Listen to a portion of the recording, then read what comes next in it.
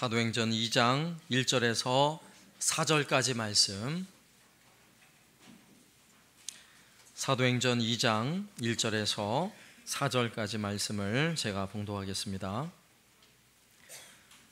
오순절날이 이미 이름에 그들이 다 같이 한 곳에 모였더니 호련히 하늘로부터 급하고 강한 바람 같은 소리가 있어 그들이 앉은 온 집에 가득하며 마치 불의 혀처럼 갈라지는 것들이 그들에게 보여 각 사람 위에 하나씩 임하여 있더니 그들이 다 성령의 충만함을 받고 성령이 말하게 하심을 따라 다른 언어들로 말하기를 시작하니라.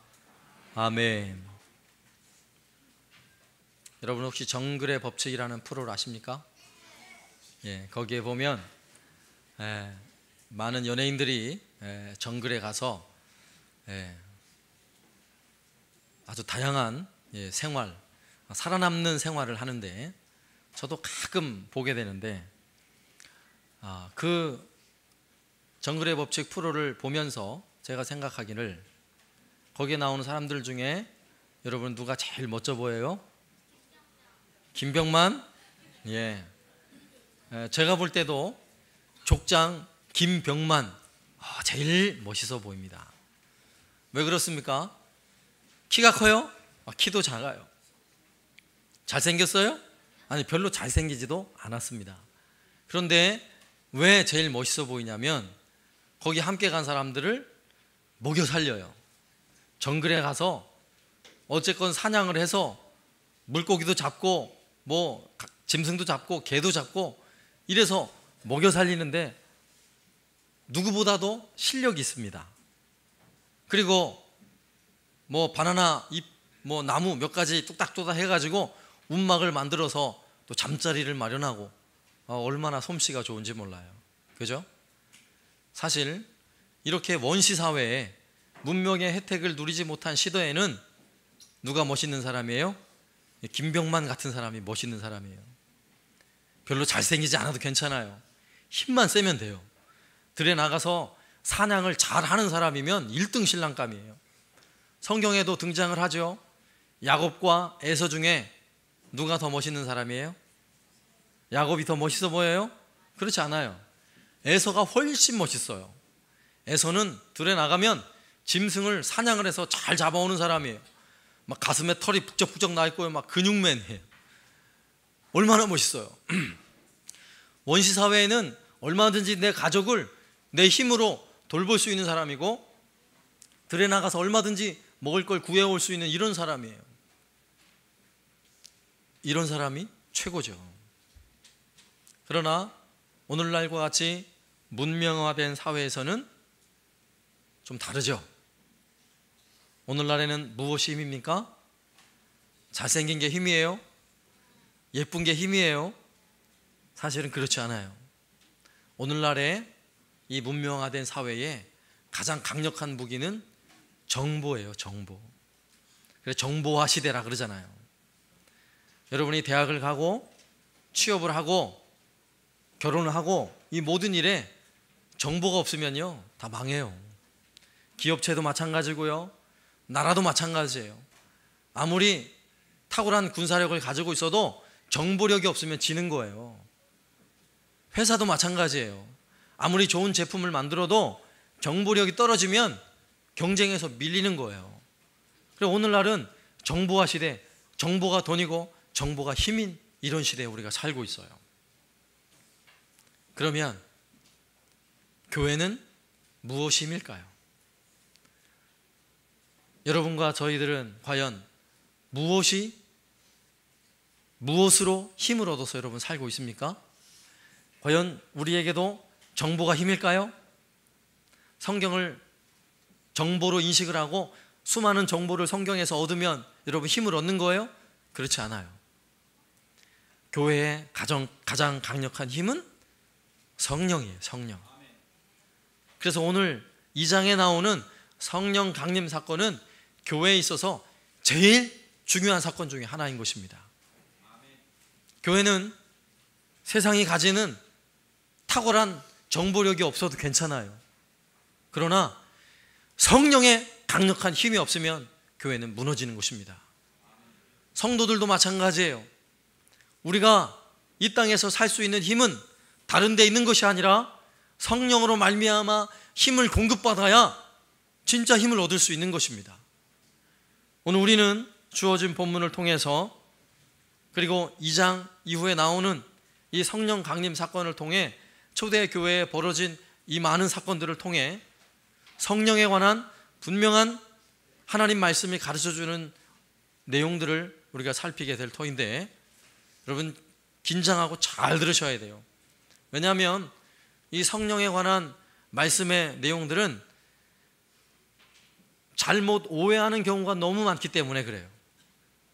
성령에 관한 것은 내가 체험을 통해, 성령을 경험한 것을 통해 성령은 바로 이런 분입니다 라고 말하면 10중 8구 잘못된 길로 갈 수 있어요.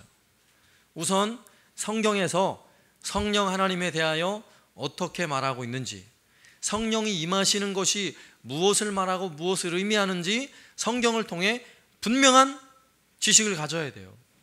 이 분명한 지식을 가지고 성령의 은혜를 사모하고 또 성령으로 말미암는 은혜들을 경험할 때에 성령 하나님 바로 이러신 분이구나 라는 것을 아주 건강하고 바르게 이해할 수 있기 때문에 그렇습니다.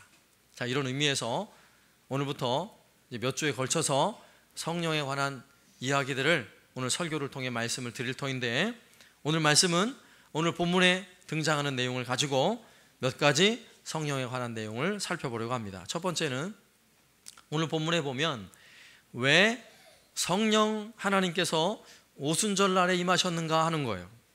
1절 말씀에 보면 오순절날이 이미 이름에 그들이 다 같이 한 곳에 모였더니, 자, 120명의 제자들이 한 곳에 모여서 열심히 기도를 하고 있어요. 예수님의 승천을 목격한 이후 열흘 동안을 그들은요 함께 모여서 밤낮으로 열심히 기도하고 있었습니다. 그런데 오늘 말씀에 성령께서 이 땅에 오시는 그날이 언제였다고요? 오순절날이 이미 이름에, 자, 오순절날에 성령의 임하시는 사건이 벌어졌다라고 오늘 성경은 기록하고 있는 것입니다. 그러면 오순절이 도대체 무슨 날이길래, 그죠? 이해를 해야죠. 구약의 율법에 보면 이스라엘 백성들이 지켜야 할 3대 절기가 있어요. 반드시 지켜야 할 절기. 이 절기가 되면 이스라엘 백성들은 예루살렘 성전에 모여서 하나님께 예배를 드리는 거예요. 그리고 성도들과 함께 교제하고 음식을 나누면서 절기를 지키게 되어 있습니다. 이 절기는 우리나라로 말하면 다음 주일이 추석이죠. 추석 명절과 같이 설, 추석 1년에 2번은 우리가 꼭 가서 부모님 찾아뵈고 친척을 만나고 그렇게 하잖아요. 그런데 이스라엘의 명절은 하나님 앞에 나오는 거예요. 성전에 나오는 거예요. 그 중요한 절기가 3개의 절기가 있어요. 그 3개의 절기 중에 첫 번째 절기는 유월절이라는 절기입니다. 유월절은 어떻게 해서 생겨난 절기입니까? 이스라엘 백성들이 애굽에서 노예로 살았어요. 열심히 애굽의 노예가 돼서 벽돌도 굽고 막 성도 쌓고 일도 하면서 그렇게 살고 있을 때 하나님은 모세라는 지도자를 세워서 이스라엘 백성을 노예된 애굽에서 건져내십니다. 자, 건져내실 때에 어떤 사건이 있었습니까? 10가지 재앙이라는 사건이 있었어요. 바로가 이스라엘 백성들을 보내지 않습니다.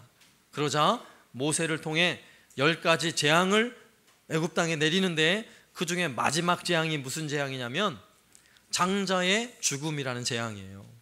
장자의 죽음. 그래서 이 재앙이 있는 날에는 애굽 전역에 처음 난 짐승의 새끼로부터 모든 처음 난 첫 아들, 장자는 다 죽임을 당하는 이런 재앙을 애굽 땅이 경험을 하게 됩니다. 그런데 똑같이 애굽 땅에 살지만 이 재앙을 받지 않은 곳이 있었어요. 거기가 어디예요? 이스라엘 백성들이 사는 곳은 그 재앙이 그냥 지나가 버렸어요. 왜 지나가요? 하나님은 모세에게 그날을 위해서 어린 양을 잡아서 그 피를 문에 바르라고 말씀하셨어요. 그리고 그 피를 문에 발라놓은 집은 재앙이 임하다가 이 죽음의 사자가 그 집을 그냥 넘어갔어요. 그래서 6월 넘어갔다. 그래서 6월절이에요. 그래서 이스라엘 백성들은 죽어야 되는데, 이스라엘 백성들은 열외가 아니라 그들도 죽어야 되는데 어린 양의 피를 발라서 우리는 죽지 않고 이 죽음을 다 넘어가게 됐다, 살아나게 됐다. 자, 이런 의미에서 유월절의 절기를 그 이후에 지키게 된 것입니다. 자, 이 유월절에 또 신약에 와서는 어떤 일이 벌어져요? 어린 양의 피를 발라 그 모든 가족이 살아났던 것처럼, 죽지 않았던 것처럼 유월절 날에 누가 죽습니까? 예수님께서 십자가에 죽으시는 거예요. 마치 어린 양이 피를 흘려서 그 가족을 구원해내는 것처럼 유월절에 예수님도 십자가에 죽으심으로 온 인류의 모든 죄로부터 모두를 다 구원하신 이 구원의 사건이 유월절 날에 벌어진 것입니다. 자, 이렇게 유월절을 지내고 나서 정확히 50일이 지나고 나면 50일째 되는 날, 그날이 바로 오순절이에요. 오순절이라는 말이 무슨 말이냐면 순이라는 말이 한문으로 열이라는 의미예요. 열 순자예요. 그러니까 10번이 5번 지난 거예요. 그러면 며칠 지난 거예요? 5 곱하기 10 그러면 50일이 지난 거잖아요. 그래서 오순절이에요.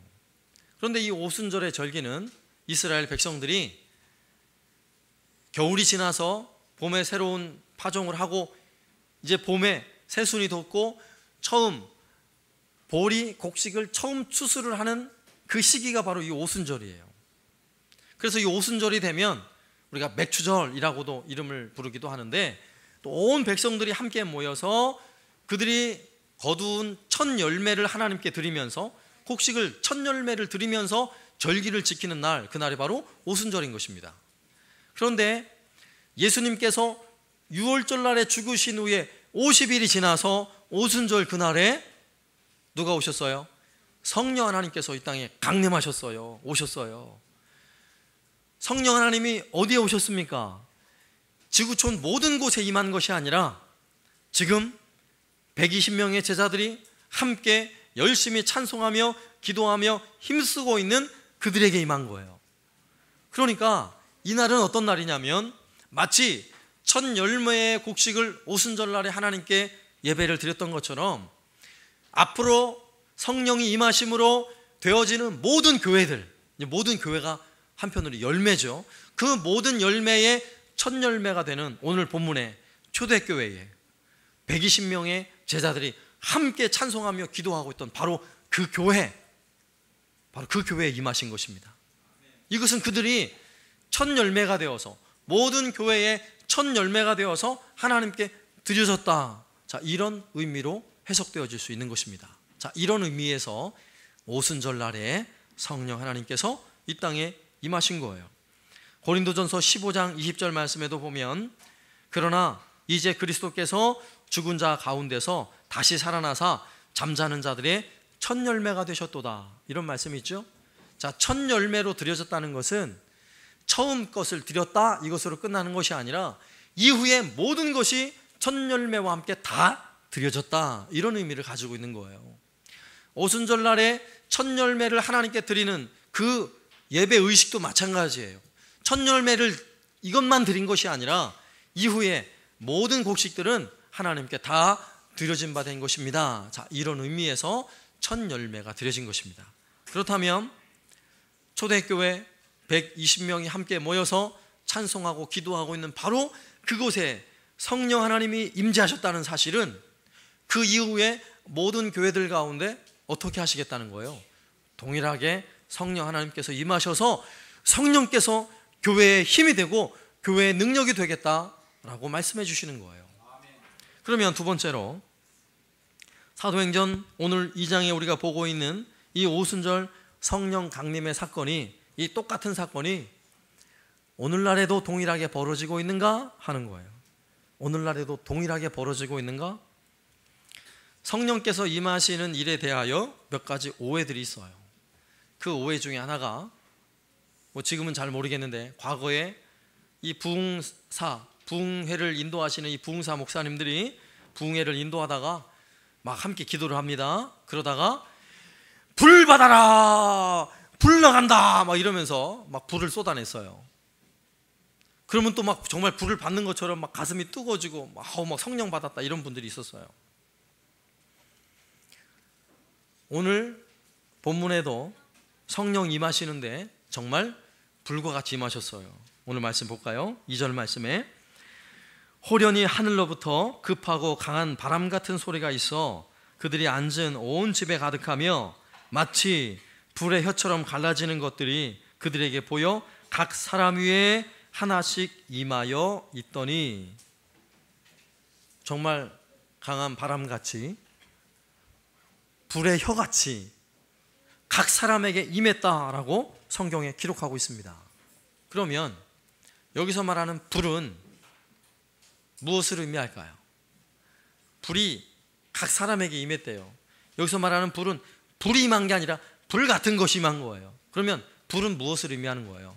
그냥 불을 의미하는 것이 아니라 성령 하나님을 의미하는 거예요. 성령 하나님에 대한 표현이 불처럼이고 바람처럼이라고 말씀하고 있는 것입니다. 그러면 예를 들어서 여기 있는 목사가 여러분에게 성령을 받으라고 성령 나가신다, 성령 받아라 이럴 수 있어요? 그럴 수 없는 거예요. 만약에 그러면 성령 하나님은 내 손아귀에 있는 거예요. 내가 마음껏 성령을 부릴 수 있는 거예요.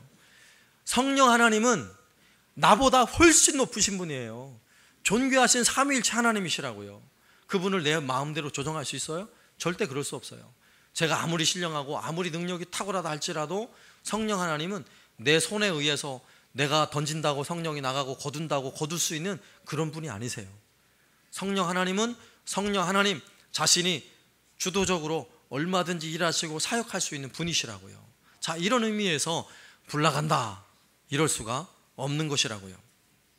또한 개인적인 신앙의 입장에서도 많은 경우 내가 성령을 받았다, 자, 이런 의미들을 어떻게 이해를 하냐면 내 가슴이 막 뜨거워지고 뭔가 감정이 막 폭받쳐 오르고 뭔가 신비한 느낌이 있을 때 저는 성령 받았어요 라고 표현하는 경우가 있는데, 성경은 정확하게 그렇게 표현하고 있지 않아요.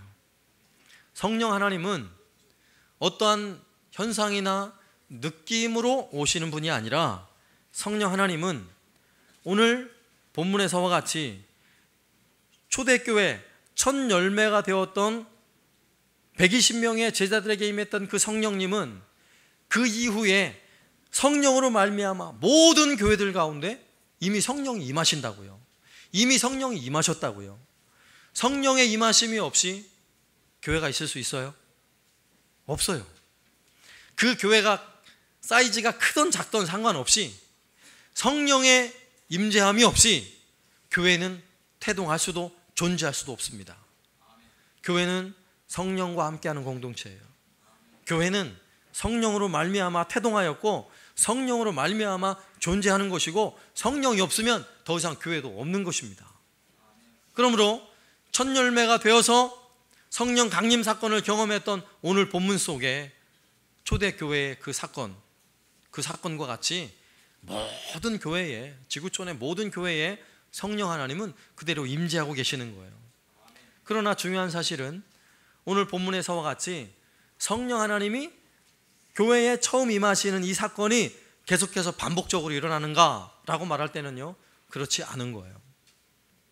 왜 그렇지 않냐면 예수님은 이 땅에 육신의 몸을 입고 오셨어요. 예수님이 이 땅에 육신의 몸을 입고 오실 때는 한 장소가 있어요. 말 구유에 마국간에서 태어나셔서 말 구유에 누우셨어요. 예수님이 태어난 사건이에요. 자, 예수님이 이 땅에 오신 사건은 이미 예언되어져 있었고 예언되어진 사건대로 정말 예수님이 이 땅에 오셨다고요. 자, 그러면 예수님이 이 땅에 오시는 사건이 또 벌어질 수 있어요? 또 벌어질 수 없는 사건이에요. 한 번 벌어지는 사건이라고요. 그리고 주님은 이 땅에 오셔서 주님이 행하실 일들을 이루어 놓으신 거예요. 그리고 그 이후에는 주님이 이루어 놓으신 구원을 믿는 모든 성도들에게 다 구원의 은혜가 임하는 것입니다. 이와 마찬가지로 성령 하나님께서 이 땅에 만민에게 부어주시라는 약속은 이미 예언되어져 있던 말씀이에요. 그리고 예언되어져 있는 그 말씀대로 성령 하나님이 만민에게 부어주시는 모습으로 처음 임하시는 사건이 오늘 본문 속에 사도행전 2장의 말씀인 것입니다. 바로 그날이 오순절이었고, 그날은 처음 임하는 사건이므로 아주 독특하게 성령이 임하는 사건이 모든 사람이 볼 수 있게끔, 모든 사람이 함께 경험하고 모든 사람이 동일하게 말할 수 있도록 임하신 거라고요. 그래서 성경에 기록됐어요. 오늘 우리가 읽은 말씀처럼 마치 강한 바람 같은 소리로 임하셨고, 불의 혀가 갈라지는 것처럼 성령 하나님 임하시는 이 사건을 그 자리에서 모두가 목격하고 모두가 객관적으로 인정하는 사건이 임하게 된 것입니다. 자, 이와 동일한 사건은 이 이후에 교회들 안에 이렇게 똑같은 사건이 벌어졌다는 기록이 없어요. 그런 고백이 없어요. 물론 성령 하나님의 강력한 임재가 있어서 부흥하는 시대가 있었어요. 우리나라도 1907년 저 평양의 장대현 교회에서 성령의 강력한 임재로 말미암아 회개하는 역사가 일어나고 밤새도록 기도하며 온 거기에 참여한 성도들이 놀라운 은혜가 있었던 것은 사실이에요. 그러나 그 사건이 오순절 성령 강림 사건과 같은 사건이에요? 다른 사건이라고요. 그 뒤에 있는 평양 대부흥뿐만 아니라 미국과 영국과 스코틀랜드, 호주 곳곳에서, 지구촌 곳곳에서 일어나는 이 수많은 부흥의 사건들은 오순절 성령 강림, 처음 임했던 이 사건이 지속적으로 교회에 부어주시는 사건 속에서 일어난 것이지, 오순절 성령 강림 사건이 이때도 일어나고 또 일어나고 또 일어나는 게 아니라고요. 여러분, 이렇게 이해하셔야 돼요. 이해가 되십니까? 네? 이 사건은 단회적 사건이라고, 한 번 있는 사건이라고요. 그래서 오늘날에 성령이 임하실 때에 모두가, 예를 들어서 우리 한사랑교회 성령이 강력하게 임해서 뭔가를 경험하게 된다 그러면 오늘 본문과는 전혀 다른 것을 경험하게 돼요. 만일에 여기 있는 우리 성도들 모두가 오늘 본문에서와 똑같이 정말 강한 바람으로 역사하셨고 정말 불의 혀처럼 갈라지는 것을 우리가 모두가 목격한다면 성령 강림 사건이 두 번 임하는 거예요. 그때 임했고 또 임하는 거예요. 그런 사건은 성경의 말씀에 예언된 내용으로 볼 때는 없는 거라고요. 이렇게 이해하셔야 돼요.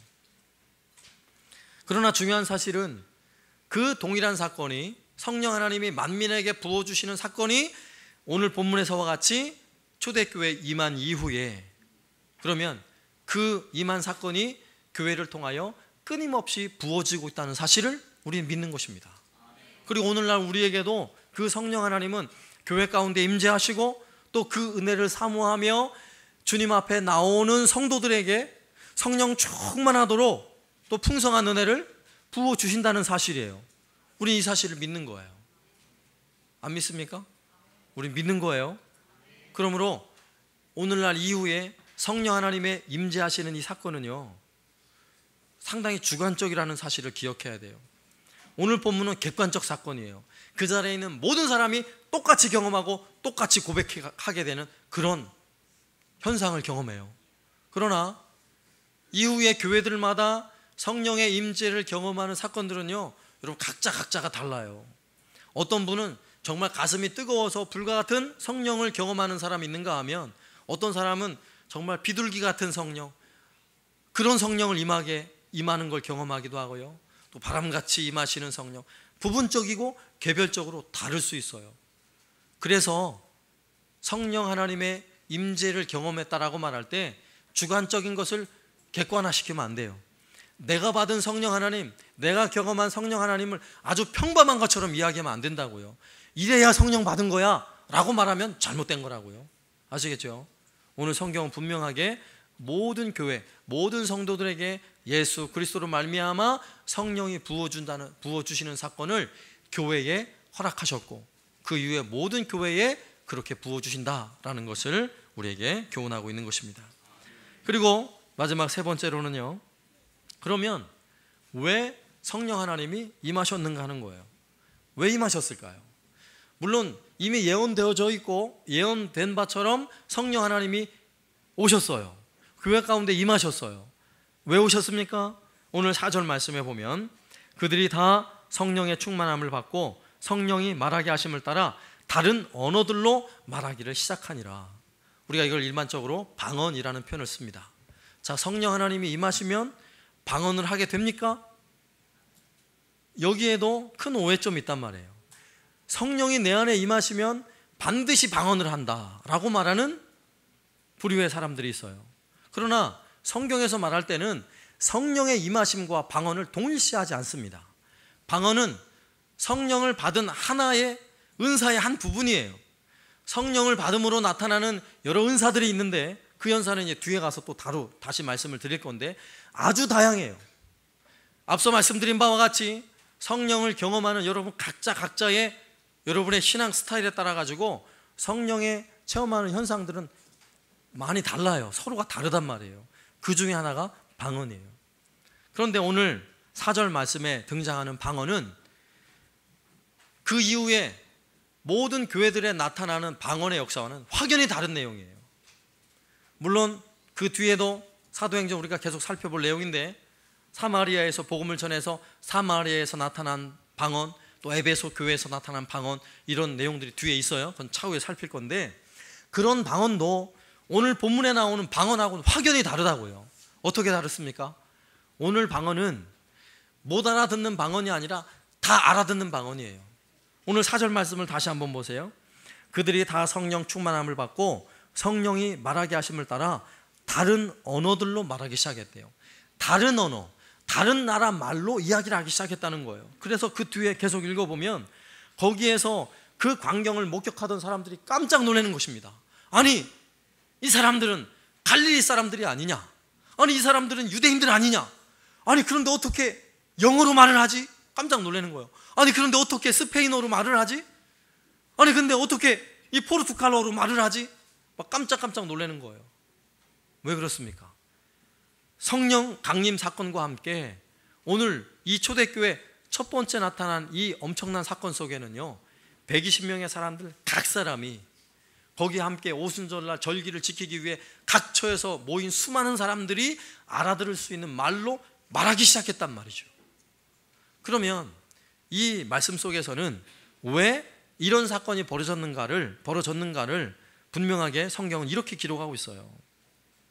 11절 말씀 보세요. 2장 11절. 자, 그레데인과 아라비아인들이라 우리가 다 우리의 각 언어로 하나님의 큰 일을 말함을 듣는도다. 지금 무엇을 말하고 있습니까? 하나님의 큰 일을 말하고 있다고요. 하나님의 큰 일이 뭐예요? 쉽게 말하면 복음을 말하고 있다고요. 하나님 나라 복음의 말을 하고 있다고요. 그들이 각 나라 말로 말을 하는데 전혀 알아들을 수 없는 신령한 언어를 말하는 것이 아니라 모두가 알아듣는 말을 하게 하고 있다고요. 그러면 성령께서 각 사람에게 임하여서 그들이 각 나라 말로 말하게 하시는 이유가 무엇입니까? 오늘 말씀에 보면 하나님 나라의 일, 하나님의 복음을 전하고자 하는 성령 하나님의 분명한 의도가 있는 것입니다. 그러니까 오늘날 모든 교회, 모든 성도들에게도 공통된 특징은 성령 하나님의 강력한 임재를 경험하는 사람들은 복음을 말하는 사람들이라는 거예요. 성령 충만한 은혜를 경험한 사람들은 예외 없이 예수 그리스도의 증인된 삶을 산다는 사실이에요. 성령의 충만한 은혜를 입었는데 예수 복음을 전하는 일에 아무런 도움을 주지 않는다면 그건 의심해 볼 일이에요. 왜냐하면 성령께서 이렇게 강력하게 임하시는 사건은 그 이유가 분명해요. 앞선 내용에 사도행전 1장 8절 말씀에 오직 성령이 너희에게 임하시면 너희가 권능을 받고 예루살렘과 온 유대와 사마리아와 땅끝까지 이르러 뭐가 되라? 내 증인이 되라. 앞서 설교한 거죠. 성령이 임하시면 너희 내 증인이 되어야 돼. 이것이 제일 중요한 의미라고요. 성령이 임하셔서 예수 그리스도의 증인이 되는 삶, 주의 복음을 전하는 자의 삶을 사는 것은 교회가, 성령을 받은 교회가 반드시 행해야 되는 아주 중요한 현상이에요. 만일 이 자리에 있는 저와 여러분들이 성령 충만함을 입은 사람들이라면 오늘 이 나의 VIP 카드, 전도 카드에 이름을 정합시다. 이름을 쓸 때 정말 여러분 마음에 뜨거운 마음으로 하나님 이 한 영을 구원해 주십시오, 이런 간절한 마음으로 이름을 적어내는 것이 성령께서 하시는 일이라고요. 그리고 그 이름을 적어냈다면 내가 그 한 영혼을 위해서 기도를 시작하고 그 한 영혼을 구원하기 위해서 내가 열심히 전화를 하든지 밥을 한 끼 사든지 그를 만나서 주의 복음 전하는 일을 시작하는 것, 성령의 사람이 하는 일이에요. 만일에 이러한 현상들이 내 삶 속에 나타나지 않고 있다면, 오늘 말씀에 근거하자면 성령의 임하심을 경험하지 못한 사람이라고 말할 수 있어요. 감히 다른 걸 가지고 말하는 게 아니라, 방언을 못한 것 가지고 말하는 것이 아니라, 성령이 임하시는 이유가 어디에 있어요? 바로 여기에 있어요. 교회가 오늘날 대한민국에도 수많은 교회들이 있어요. 그 교회가 과연 성령 하나님께서 이끄시는 교회인가 아닌가, 여러분 어떻게 알 수 있어요? 다른 것을 통해 확인하지 마시고 그 교회를 통하여 죽어진 영혼이 살아나고 있는가, 여러분 이걸 보셔야 돼요. 그 교회를 통해 예수를 알지 못하는 한 사람 한 생명이 주 앞에 나와 예수를 주로 고백하고 하나님의 자녀가 되는 생명의 구원의 역사가 교회를 통하여 나타나고 있는가, 이걸 봐야 돼요.